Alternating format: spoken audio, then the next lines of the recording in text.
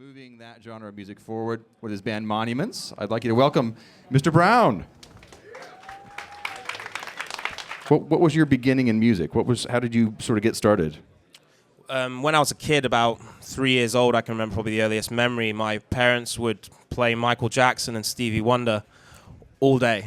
So like, Bad Album, Thriller. Oh, yeah. Songs in the Key of Life, is it? Yeah. Yeah, that's the record. Yeah, the song As, I always remember. As is amazing. Yeah, and that was kind of what I grew up with, like soul music from my mum and classical music from my dad. Did you start on acoustic or electric? I started on classical, actually. Oh, okay. Violin, technically, before guitar. How long did you torture people with the violin before you moved to guitar? A year, and then I realized it was stupid, and then I moved to guitar. Did the chicks not show up yet? Was it sort of... Yeah. Did they? Yeah. You the only guy ever to land a chick with a violin in the first year? No, I definitely didn't. No. Okay. I was only about 5 at the time. Oh, okay. Well, that wasn't meant to be as creepy as it came out later. Sorry. It wasn't meant to sort of be the... Yeah. Did you move to classical guitar after that? Yeah, my uncle gave me a classical guitar. It was really bad. The action was really, really high. But I started getting some classical lessons probably about age 7. Nice. But then I kind of fell out of love with it. And then my cousin told me about an electric guitar, and I'd never actually seen one before. Did you live in Siberia? What was the? I don't know. I don't know. I just never really thought about it, And then Nice. I went and checked out some electric guitars and pretty much instantly fell in love with it. So I got my first guitar, which was a Westfield Strat. I don't know if you guys remember Westfield. Yes, I do. Through a Marshall MG10 amp. When I listen to you play, you have a lot of elements to what you do that are extremely rooted in rhythm. Yep. You know what I mean? Like, and almost rooted in sort of drum technique stuff. Yeah. I mean, where does that kind of stuff come from? It actually comes more from listening to Michael Jackson, really, more than anything. If you listen to the way that he sings, if you solo one of his vocal tracks, you can find them on YouTube. The breaths are kind of part of the performance. It's not just the notes that he's singing, it's all those little nuances in between. And I guess that's kind of something that I picked up on quite an early age, trying to do his hee-hees and... Yeah, he was sort of defining the pocket with the ticks and the pops and stuff. Yeah. He was almost like hi-hats for him. It's almost like, like ghost notes on a snare, I guess is a similar sort of thing. But yeah, I kind of tried to emulate that with like the scratches and then like, the muted notes and stuff. So, and you kind of sometimes taking that away can make a cool thing too. So it's not just keeping that same approach all the time. It's just experimenting with different things. When you started tuning down and sort of looking for lower and more nasty and aggressive sounds, what were you using to get those noises? I mean, how did you do that stuff? I don't necessarily think tuning lower makes it nastier. I mean, listen to the Dillinger Escape Plan, it's in standard tuning, and it's more aggressive than pretty much anything that I've heard on a 7. So, I don't know, it was more about the timbre, the low kind of feel. It's more, I don't know, it's hard to explain, it's just the way that it feels as opposed to... So do you approach it, do you almost think of it as like earthier? Yeah, exactly, yeah. Okay, so that because it's lower, it sort of feels like it's got more Browne in it, maybe to you or it's something. kind of rounder in a really weird way, and it kind of meshes with the bass a little bit more, and then you get like this more of a wall of sound. Yeah, I guess that's kind of what it is. So when you're writing, thinking about that and trying to keep those parts distinct, you've got low tune bass, low tune guitar, low tune bass guitar. Yep.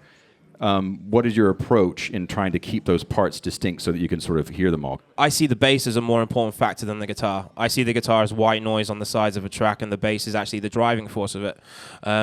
So basically, if you see the bass as the foundation of the sound and you try and shape the guitars around that, I find that that's sort of the best way to do it. Which is that goes back to an R&B thing almost. Exactly, yeah. Now, I know that you do a lot of home recording. I mean, like basically you did most of the Monument stuff at home, didn't you? Yeah, Gnosis, apart from the drums and vocals, were recorded at home, and the same with the amanuensis as well. The drums were recorded in the studio in Wales, and the vocals were recorded in Florida, Audio Hammer. And then I mixed and mastered both records. Well, I mastered the second record, mastered the first record, was done at Metropolis Studios in London. Oh, nice. Okay. Well, let's talk for a minute about gent tone. A lot of people don't think about the guitar that they're using. So if you think... Firstly, let's take the sound of the guitar. Say you've got a mahogany-bodied guitar. You want to cut the low mids out of it a little bit, especially with the lower strings, because you're getting that fart that interferes with the bass. So you've got to think about that to begin with. And that's not something that I've not seen a lot of people do. It's something that I've been doing for about 10 years now, just notching like 100 and 240 in the bottom end, and then it gives you that more focus on the upper mids rather than the lower mids. which then will cut through and allow the bass to have its own space as well. So in terms of getting that sound, you just kind of do a drive pedal in front and then sort of an amp not set as crunchy as you'd think, maybe? Exactly, yeah. The gain on the amp is actually set really low, and the boost is actually used more of a volume boost rather than actually a gain boost, because then the volume acts as like gain as well, but it's cleaner. And then you get like this really cool clarity to the guitar, which doesn't interfere with the bass. And, you know, less gain is more, and it sounds more in your face in a weird way with less. So you're beating up the front of the amp with all this extra gain, as opposed to using the drive circuit of the amp. Exactly, yeah. More actually added volume, really. Yeah. Do you write around sounds, or do you write around sort of riffs? Like, how do you think about your writing process? It depends. Sometimes I'll write around sound. Sometimes, you know, a cool sound will come from something, and then I'll write something around it. And then sometimes just a couple of notes can shape an entire song. For example, I've got a song called Doxa on Gnosis, which was written in 6 days, and then Regenerate took 3 months. So it's really just depending on, like, you know, the inspiration at the time. It can be from the sounds of the unit that I'm using, or from a couple of notes that I hear, you know, on an advert or something, you know. How have you approached recording from a home perspective in terms of, you know, what you need to do and what gear you use and that kind of thing? I started when I was still living at my parents' house, when, you know, I was quite small, probably between ages of 16 and 18, and they didn't really like distortion. So I actually got my first pod around that time, the Pod Pro 1.0, and that enabled me to use headphones and not disturb them. So that's kind of where I started, and that was like, you know, like that was amazing. You know, I didn't have to disturb him by making loud noises that my dad didn't want to hear, because he liked classical music. So did they have any idea what you were recording until you turned it up and like scared them to death? That's fantastic. I get the feeling you used that for quite a long time and used it a lot. Yeah, basically until the Pod XT Pro came out and I upgraded to that unit, and I've been using that since about 2006, I want to say, 2007. So you've used that Pod Pro. I've used the Pod XT Pro since 2007. And how many records is that on? 5. 2 Monuments records. Oh, right. A solo record. Right. A Fell Silent record. And then I did an album for a company called 8DO. They deal with like samples and stuff. And it's called Progressive Metal. And I did a whole 60 minutes of music for them using the Pod XT Pro. That's fantastic.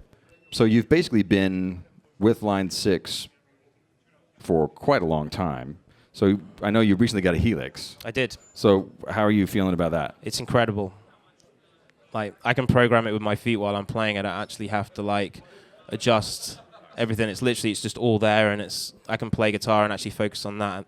What is coming up for you? What have you got? I know you've got you're working on more stuff for this sort of educational website. Yep. And you've got, what else is going on? You got records, touring stuff? What's going on? We've started writing our next record. We have about 6 skeletons of songs at the moment. And we have a tour coming up with the Contortionists in the US in March, which is about 6-7 weeks long. Then we have all the summer festivals in Europe, like Grasspop, Wacken, and all those festivals, which is going to be fantastic. And then we're going to, hopefully by that point, have finished our record to record it, to do the whole cycle again, basically. Now, are you doing the record in fits and starts and like buses and hotel rooms and home kind of thing? I can't write like that, actually. I need to have my own little personal little space to start the process anyway, and then obviously we all get together and we put it together.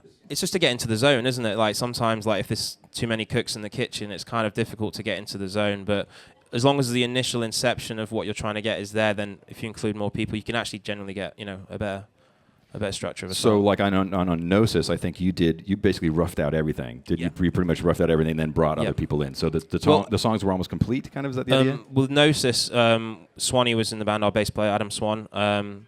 We had 2 old vocalists and our old drummer, Mike. And most of it was written before Ollie joined. But he joined us on the Periphery tour in 2011. And yeah, I pretty much wrote all that with Swanee, you know, helping with structure, some bass parts. And then Nima, our old vocalist, would also help with it. But the initial inception of all the songs, I had to be kind of by myself and try and get into that zone. It's a very heavy band, but there's still a very organic human thing underneath it, which is sort of, it's not edited to death. It still feels like humans made it. I guess most of the music that I write, I have to sort of be inspired by like an event or something I've read that's either, you know, annoyed me or, you know, something like that. So I read a lot of stuff by a guy called Graham Hancock. He writes a lot of books on, you know, things in history that are wrong, and that kind of inspires me just to get to a different headspace. Obviously, drums are edited to a certain degree, but with guitars and bass, that's something we've never edited on our albums. It's always play it as good as you can until it feels right. Did you hear that? Nothing edited on guitar and bass. That's a big deal for that community because that style of music is extremely demanding, what you do. Yeah. I saw a thing you did on EMG TV where it's your fingers are like, that's a lot of stuff. Yeah, kind of write about things that either annoy us or maybe something we love as well. I don't know. Is it cathartic? Kind of, yeah. Yeah, that's good because music is supposed to do that. Yeah, definitely. It's definitely released. Definitely, 100%. Yeah. Nice. Well, I would love to thank Browne for coming to stopping by. Thank you guys very much for coming. Thank you for watching. Check out their new record when it comes out and check them out on tour. Thank you guys very much. Thank you, Sean. Thanks, man. Love you, man.